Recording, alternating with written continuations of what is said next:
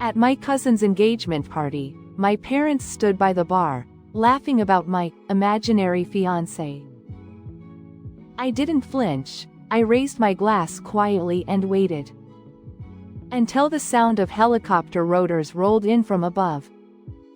And he stepped through the doors like a twist no one saw coming.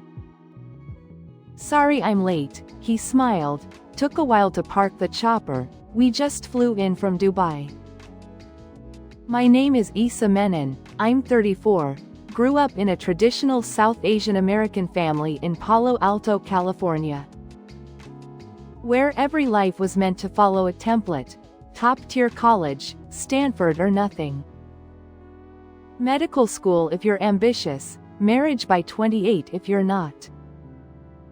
2 kids, 3-bedroom house, and weekend dinners judged by how many homemade chutneys you served. I detoured hard at 21, the moment I chose design over biology. That was my first strike. Strike 2 came when I left grad school to take a creative director role with a German agency in Berlin. My parents, Naylan and Mira, were horrified. To them, freelancing meant jobless, and remote consulting sounded like wasting your degree on Pinterest boards. Every phone call turned into a performance. Me defending my choices, them asking why I didn't just come home and be normal. But nothing pushed us further apart than the day I told them I was engaged, and that they wouldn't be meeting him yet. They'd always distrusted my dating life. I never introduced anyone who wasn't serious. And I'd made the mistake of dating outside our cultural circle more than once. So when I met Kian, an aviation consultant splitting his time between Sweden and Qatar, I waited nearly a year to say a word. When I finally told them, my mother's first words were, "Are you sure he even exists?" It might have been funny if she hadn't meant it. Fast forward to last December, my cousin Nisha was getting engaged to the perfect match.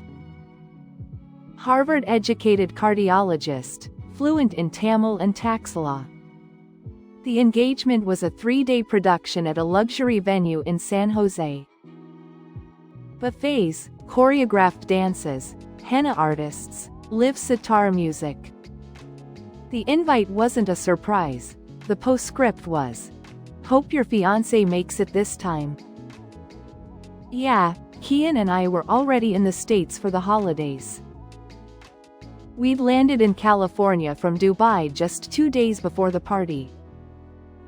Kian had a last-minute meeting in Palo Alto the same afternoon as the engagement dinner, but he promised he'd be there by nightfall.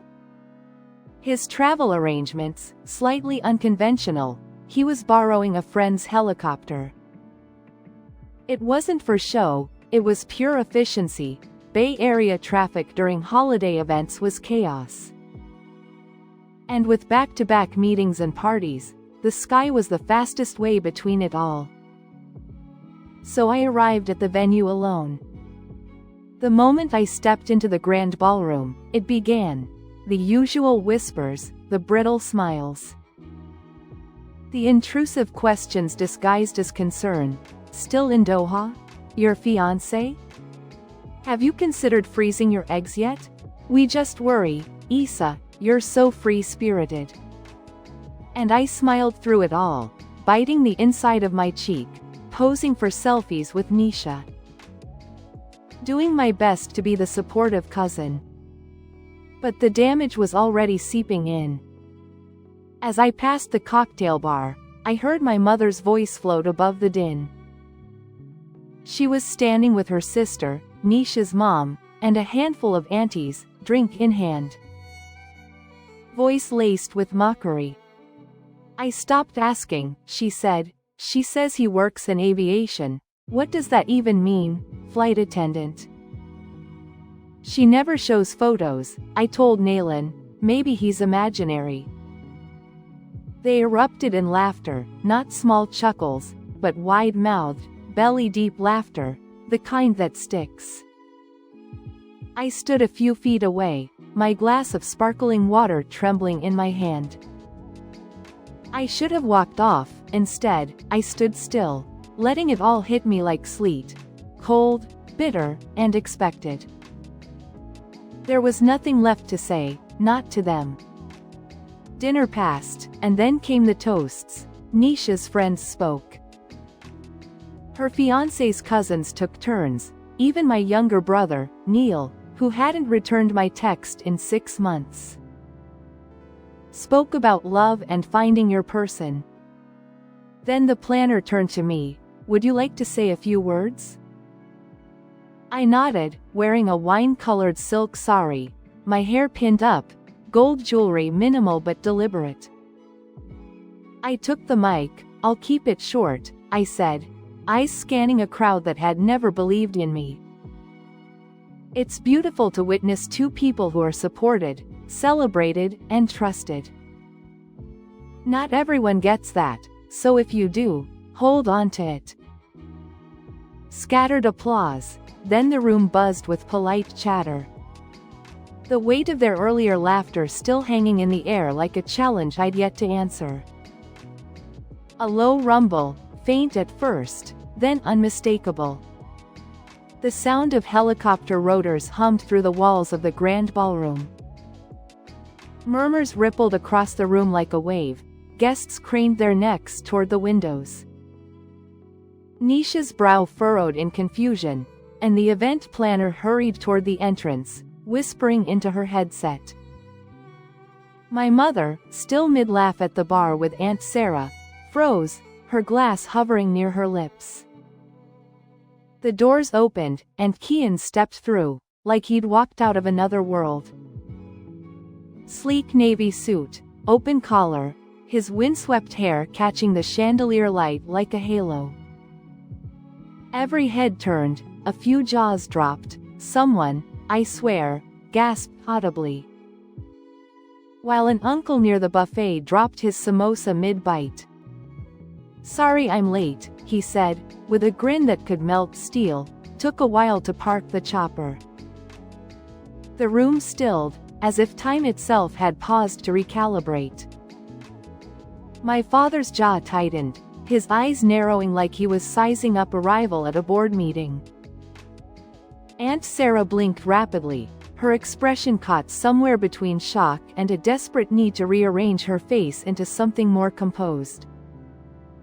Kian walked straight to me, like I was the only person in that glittering, judgmental sea of faces. And pressed a soft kiss to my forehead. Did I miss your toast? He asked, his voice low, meant just for me. No, I whispered, heart pounding, a quiet triumph swelling in my chest as years of doubt melted away in that single, undeniable moment. You're right on time. Kian turned to my mother, still frozen at the bar. Mira auntie, he said with a warm nod. It's nice to finally meet you. Her glass trembled slightly as she managed a tight-lipped hello. Her earlier smirk replaced by a flicker of unease. Everything shifted in that moment. I didn't need to look around to feel it. The temperature of the room changed, the skeptical glances, the smug whispers, the pity masked as concern. They all evaporated, replaced by a buzzing curiosity. I was no longer the eccentric daughter spinning tales to save face. I was the cousin whose partner had just landed from the sky like a plot twist no one saw coming. And while, yes, it was a little about the helicopter, mostly it was about presence.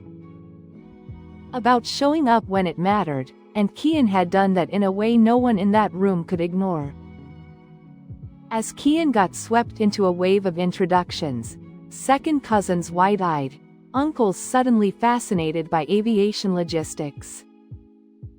I stepped back and let the scene unfold. It felt surreal. For years, I'd walked into rooms like this, bracing for invisible bruises. Judgment disguised as questions, doubt dressed up as concern. But tonight, I wasn't the subject of whispered speculations. Tonight, I was the storm that changed the weather. Neil, my younger cousin, the same one who delivered a smug little speech about love earlier, drifted over during dessert. He eyed Kian across the room, then looked at me with a crooked grin. So that's your guy? I met his look without flinching. Yeah, that's Kian. He chuckled lightly, watching as Kian leaned in to explain something to our great uncle in broken Hindi. Didn't think he was real, honestly. Yeah, I said. A lot of people didn't. He paused, maybe debating whether to apologize or deflect with a joke. I didn't give him the chance. I turned and walked toward Nisha instead. She met me halfway and squeezed my hand. She was radiant, grounded as ever, not the least bit shaken by Kian's dramatic entrance. Best moment of the night, she whispered. I wasn't trying to steal your thunder, I said earnestly. You didn't, she replied, you just reclaimed yours. It was about damn time. Later that evening, as the crowd began thinning and valet started lining up cars outside, my mother approached me near the marble staircase. Her face looked softer, confused almost. Why didn't you tell us he was coming? She asked. I gave a half shrug. Would it have made any difference? She hesitated. I didn't realize. What didn't you realize? Her eyes dropped to her hands. When she looked up, her voice was smaller. That he was this serious. And there it was, the weight of everything unsaid between us. Every time I tried to explain who I was becoming, only to be told I was doing life wrong. That love didn't count unless it was vetted, that success didn't matter unless it looked familiar. But now, she was trying, clumsily, quietly. I'm glad you came, she said. Me too, I replied, and I meant it, not for them, for me. Later, on the rooftop garden lit by soft amber lanterns, Kian wrapped his arms around me from behind. How'd it go? He murmured. I smiled, watching the skyline shimmer.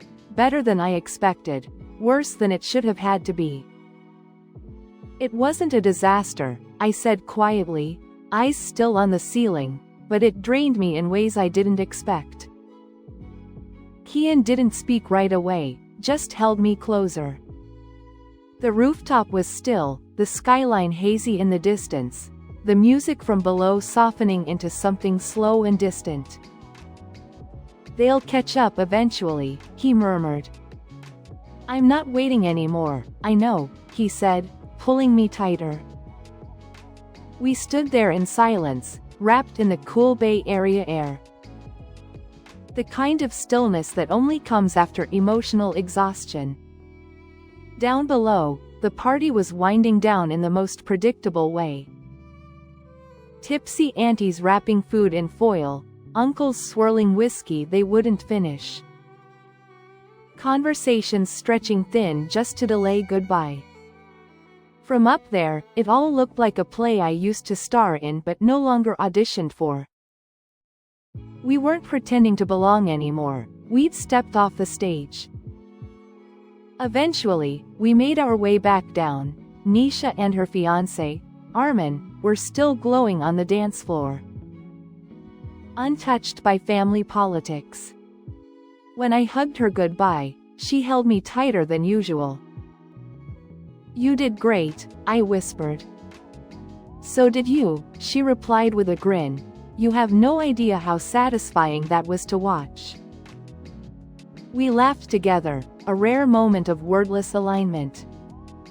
Armin fist bumped Kian, who nodded coolly, like he'd done this 100 times before.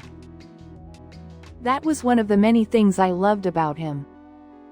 He never felt the need to prove himself, even when everyone else expected a performance.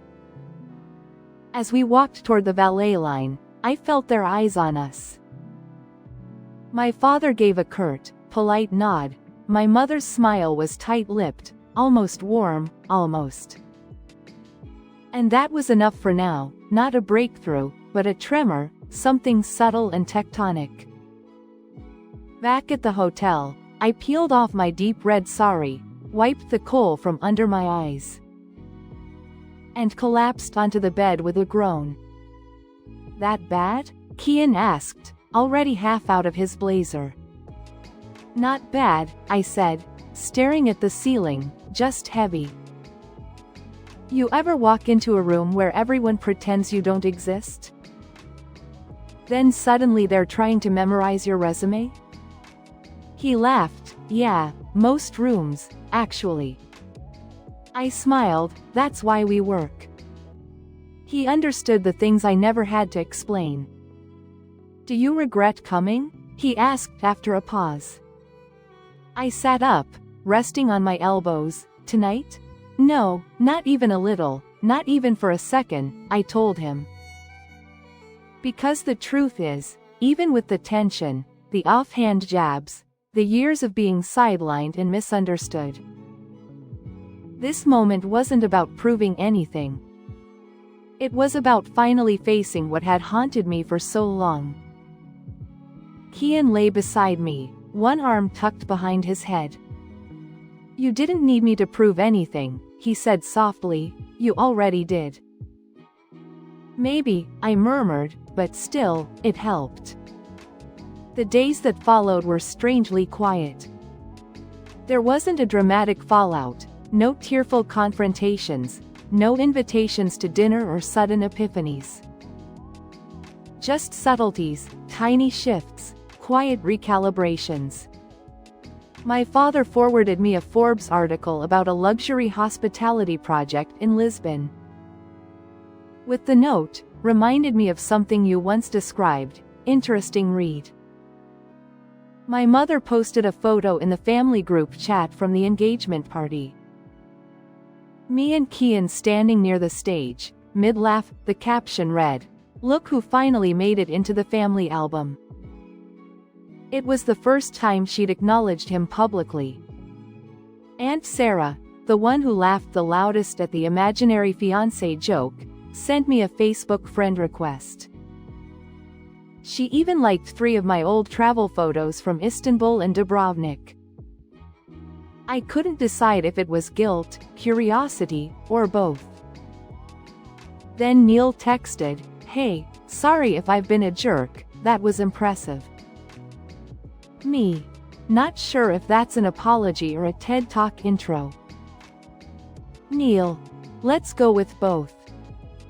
I didn't respond right away, but I saw it for what it was.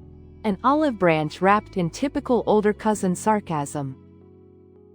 A few days later, I drove to San Mateo to pick up some things my mother said she'd packed for me. A few pieces of old jewelry, a shawl that had belonged to my grandmother, and a pressure cooker she insisted was too premium to ship to Dubai. Kian waited in the car, scrolling through emails, while I stepped inside. The house still smelled like incense and coriander. Everything looked the same, except the hallway. The gallery of family portraits had been updated. Beside the usual photos of weddings and graduations, there was a new frame, Kian and me, smiling, arms around each other at the engagement party. I stopped. "Did you print this?" I asked as my mom entered the hall. She looked at the photo, then at me. "Nisha sent it. I liked it. It's a nice picture." "It is," I said. She adjusted a vase on the console, though it didn't need adjusting. Then, finally, quietly, "I may have misjudged. He seems thoughtful." I wasn't sure how to respond. It wasn't an apology, not quite. But it was the closest we'd ever come. My voice stayed level as I said, "I never needed you to be impressed. I just needed you to stop assuming I was lying." For once, she didn't argue. "You've always done things differently," my mother said after a moment. That's hard for us to understand, but maybe different doesn't mean wrong. It wasn't resolution, but it was a fracture in the wall, just enough light to see that maybe, eventually, it could break wider. I took the box she handed me, old jewelry, a shawl, and a pressure cooker wrapped in cloth like a sacred object. I gave her a brief hug, not tight, not awkward, just enough. And I left before either of us could ruin it by saying too much. Back in the car, Kian looked up from his phone. "You okay?" I nodded, "Yeah." He didn't ask more. That's part of why I love him. He knows when silence is the loudest kind of peace. A few days later, we flew home to Dubai. I didn't realize how much emotional weight I'd been carrying until I stepped off that plane and felt the warm desert air hit my face. The city was buzzing, sharp, unapologetically alive. So unlike the careful, quiet version of myself I always reverted to back home. We didn't talk about the engagement weekend, we didn't need to. It had done what it was supposed to do. Now we returned to our rhythm, late dinners overlooking the Gulf. Mornings wrapped in emails and espresso, weekends split between the marina and flight itineraries. But something lingered, not resentment, not even a desire for approval anymore. It was the ache of unfinished business. My parents had taken small steps toward acknowledgement. But they still didn't fully understand what I had built or what it had cost. For years, they dismissed me as unstable, unserious. They never imagined I could build something lasting. And honestly, I didn't want them to just come around. I wanted them to witness it, front row, loud, undeniable. So when Kian and I were both invited to speak at a major business summit in Dubai, I saw the opportunity. He'd be presenting on aviation logistics across emerging markets. I was being honored for my branding consultancy, fresh off a 7-figure milestone, and a contract with a global luxury group. They wanted a keynote speaker to talk about scaling brands across cultures. I told the summit organizers I'd accept their invitation on one condition: that I could bring 2 guests. They agreed, so I handwrote the invitations and mailed them express to San Mateo. "You once asked if I was serious about my life," I wrote. "I'd like to show you what serious looks like." No reply, not for 3 days. Then a text from my mother. "We'll be there." When they landed in Dubai, Kian picked them up in our Tesla, not the helicopter. That flex had already served its purpose. He drove them through the city and up to our building overlooking the Palm. Our apartment, a minimalist 3-bedroom with floor-to-ceiling windows, Moroccan tile work, and an open chef's kitchen, was nothing like what they had pictured. My mother's eyes darted from the sculpted lighting to the art pieces on the wall, trying to take it all in without revealing awe. My father stayed quiet, but I saw it. The shift in his posture. The way he looked just a second too long at the custom bookshelf lined with industry awards. They had imagined something else. A cluttered bohemian shoebox maybe, filled with IKEA remnants and overdue rent. Not this. Not someone who hosted investor dinners on her rooftop and negotiated NDAs with billion-dollar clients between flights to Paris. The next night, at the summit, I stood on stage, wearing a tailored white pantsuit. Hair slicked back, every inch the woman I'd fought to become. I was there to be honored for my branding consultancy, a 7-figure milestone. After signing with a global luxury group, Kian was presenting on aviation logistics across emerging markets, but this wasn't about him. This was about me. I spoke about rejection, about being underestimated, about building something real when no one else believed I could.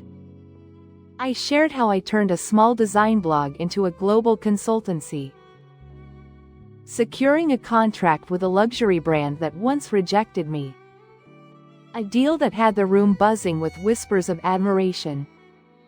I talked about creating my own table when none had a seat for me. And in the front row, my parents sat, their faces a canvas of shifting emotions.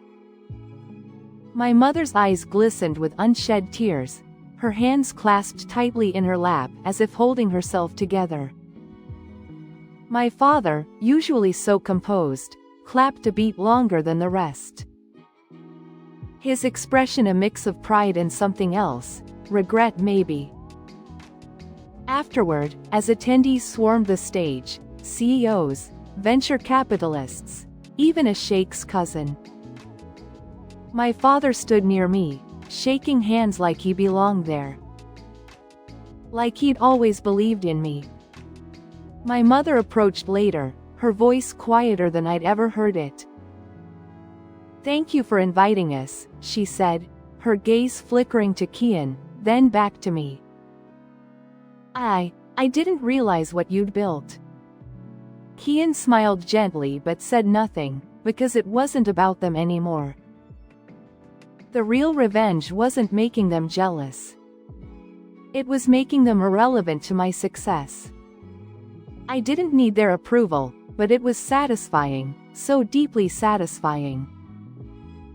To see the doubt in their eyes replaced by awe. To watch them realize I hadn't just landed on my feet, I had soared. Because the truth is, revenge doesn't always roar. Sometimes it arrives in first class, in a room you were never meant to be in. Holding a mic they never thought you'd earn. When they finally looked at me and saw what I'd built, not chaos, not rebellion, but legacy. I stepped off that stage, didn't look back, and thought, this is what it means to stop waiting for a seat. You build the damn table instead. A few weeks later, my mother called, her first real call in years.